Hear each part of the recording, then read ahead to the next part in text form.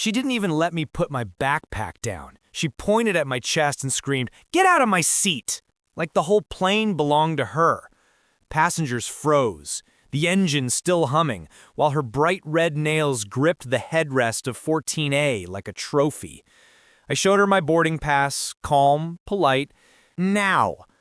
People stared, recording, whispering. And for a second, I felt like a criminal on my own flight. The attendant frowned at her ticket, confusion spreading across her face. And Karen suddenly snapped, "Do you know who my husband is? You don't want trouble today." I stayed quiet, even when she grabbed my arm and tried to shove me into the aisle.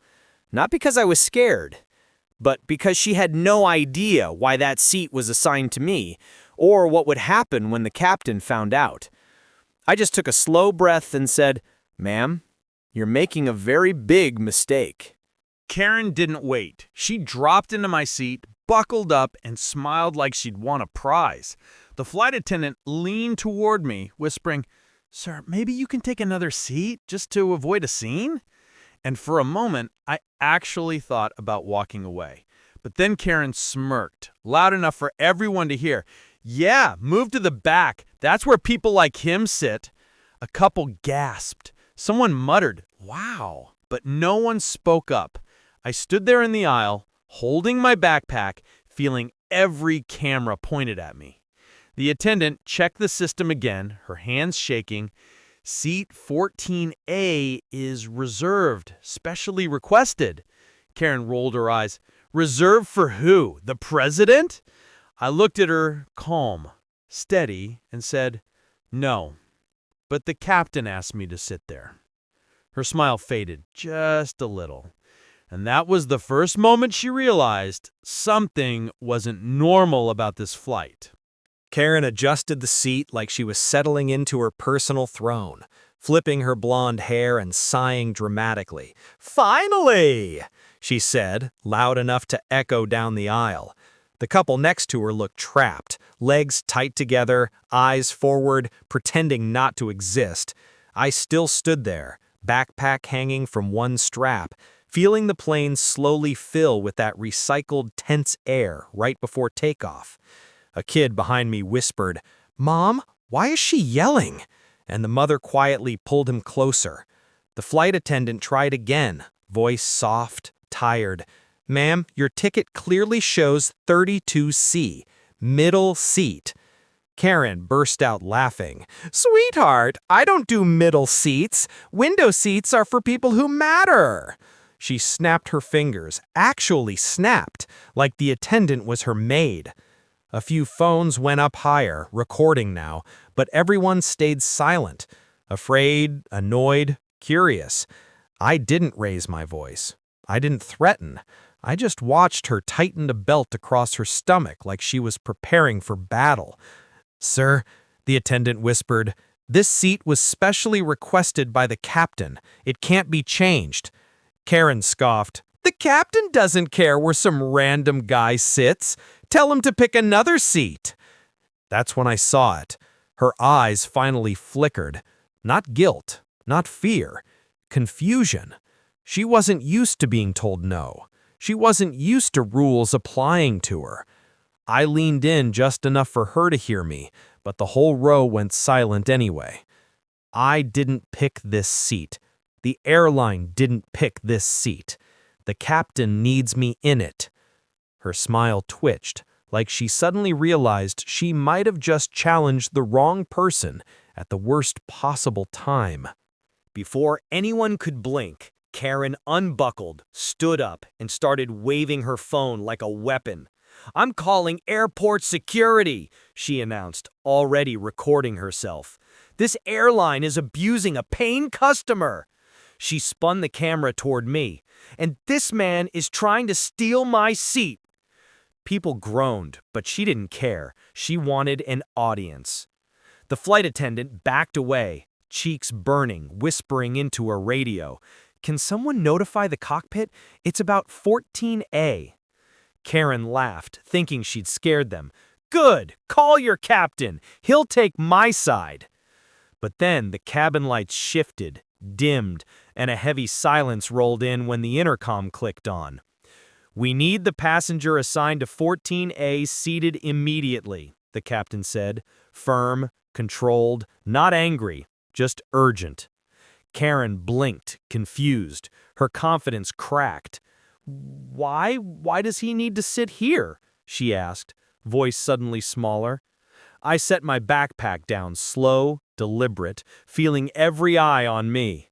"Because I wasn't supposed to be a passenger today," I said. "The captain requested me for a reason." A ripple moved through the cabin, whispers, shifting bodies, curious stares. Karen swallowed, like she wanted to speak but had forgotten how. And for the first time since she stormed on board, she looked scared of the seat she stole. Two uniformed airport officers stepped onto the plane, and Karen almost clapped. "Finally!" she shouted, pointing at me like she was identifying a criminal. "That's him. Remove him. He's causing chaos."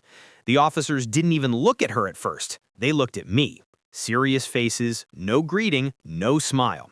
"Sir, can you step into the aisle?" one asked. People shifted, holding their breath.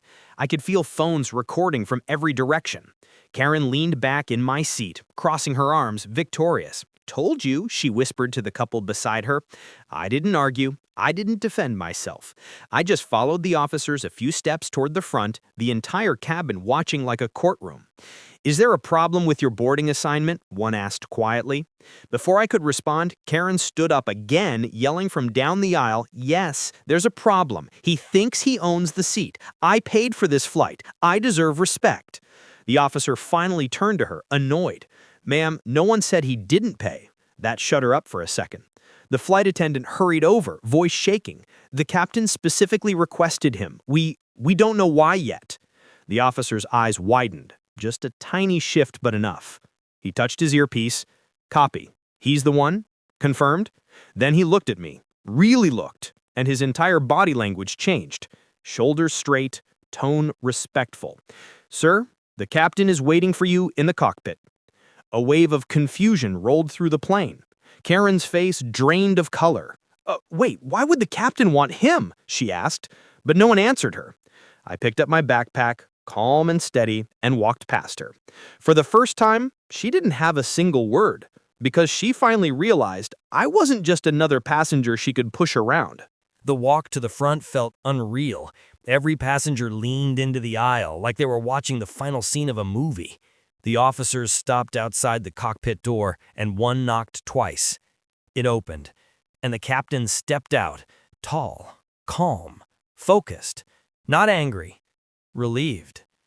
"Thank you for coming," he said, shaking my hand like we already knew each other.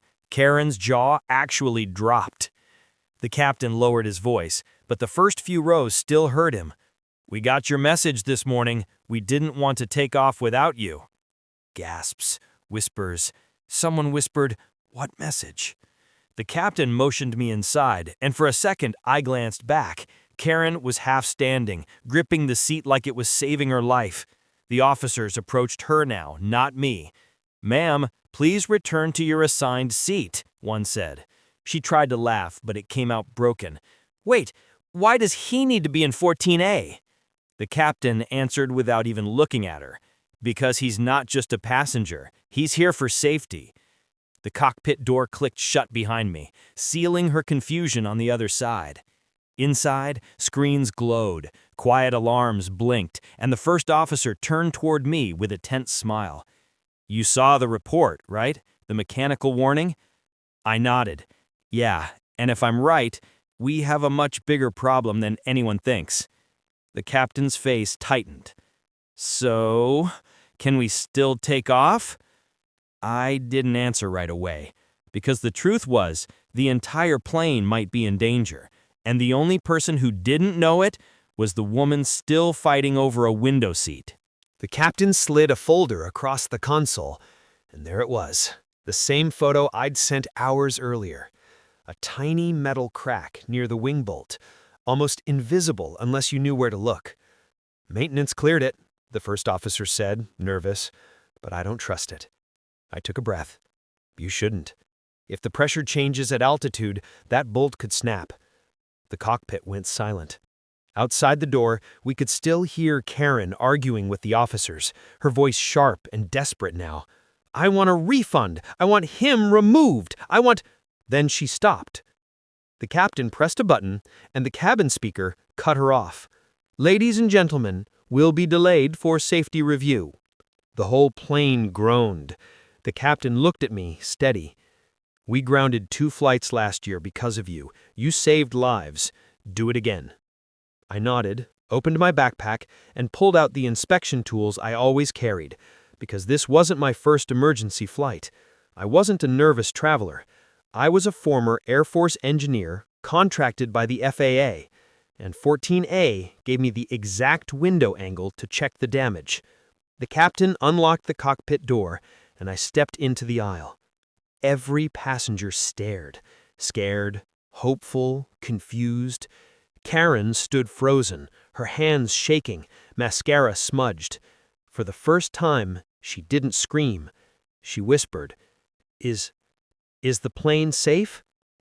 I didn't answer. I just walked toward the window she stole, because the truth was, none of us knew yet. I reached row 14, and passengers quietly stepped aside like they suddenly understood the seat wasn't just a seat. Karen backed up, clutching the armrest, eyes glossy. I leaned over the window, angled the light, and there it was, worse than the photo. The crack had spread. One more flight, one strong turbulence hit, and that bolt would shear clean off. My stomach dropped. I turned to the attendant and whispered, "No takeoff. Not today." She nodded and hurried toward the cockpit. The cabin stayed silent, like everyone was afraid breathing too loud might break something. Karen finally spoke, voice trembling. "So, if I had taken off in that seat—" I didn't sugarcoat it. You wouldn't want to know the ending. Her knees buckled, and she slowly sat in the aisle. No pride left, no attitude, just human fear. The captain came over the speaker, steady and calm. "For your safety, this aircraft is now grounded. Please gather your belongings." A wave of relief rushed through the plane, people thanking God, hugging loved ones, exhaling for the first time. As we all prepared to exit, Karen stood in front of me, hands shaking. I'm sorry. I didn't know." I didn't yell. I didn't smile. I just picked up my backpack and walked past her. "Respect people," I said quietly. "You never know who's saving your life." And just when I thought the drama was over, the gate agent approached me, pale, breathless. "Sir, the bolt didn't fail on its own. Someone tampered with it." The entire airport suddenly felt a lot smaller, because that meant someone on this flight wasn't supposed to survive. I turned slowly, scanning the passengers as they filed out.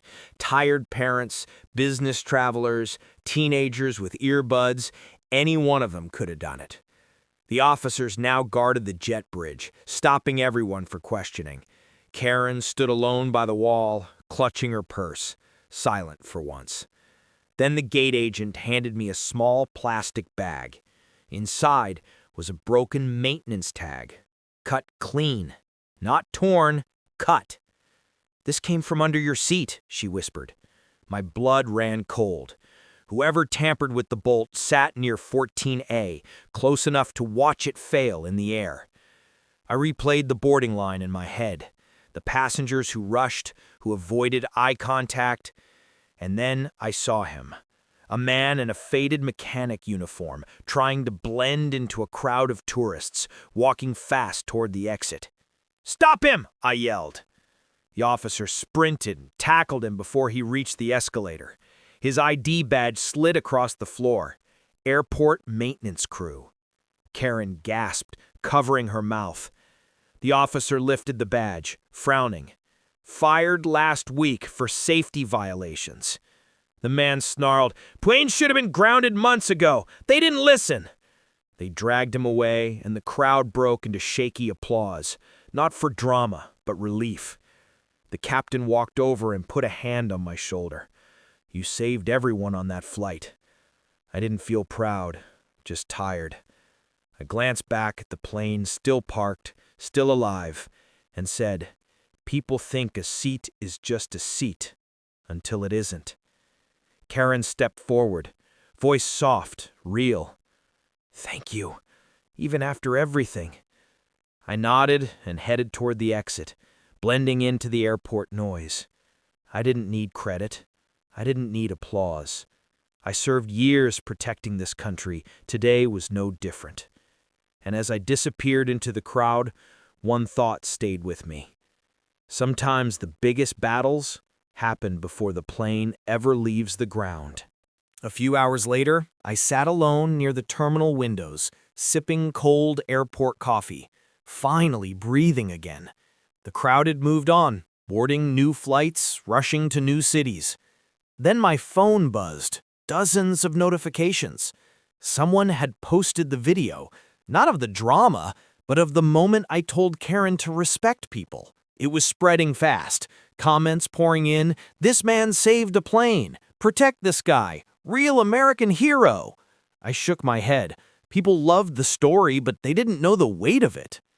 The captain walked over, no cameras, no spotlight, just human gratitude. He handed me a new ticket, first class, anywhere I wanted to go. "This country needs more people who pay attention," he said quietly. I smiled, stood up, ready to leave. Mission done. That's when I heard footsteps behind me. Karen. No makeup, no attitude, just a tired woman holding a travel-sized tissue packet. "I told everyone you stole my seat," she said, voice small. "But you were trying to save us." She looked me in the eye, no excuses left. "Thank you for not humiliating me, even when I deserved it." I nodded. We all deserve a second chance. Just don't waste yours. She took a breath, like she finally understood life was bigger than window seats and fake power. Then she walked away, quiet, humbled, changed. I headed toward security again, ticket in hand, backpack on my shoulder. Same travel, same world, but today felt heavier and worth it. Because nobody on that plane would ever look at a stranger the same way again. And as the airport doors opened, warm sunlight hitting my face, one clear thought settled in my chest. I didn't fight for a seat. I fought to make sure everyone got home.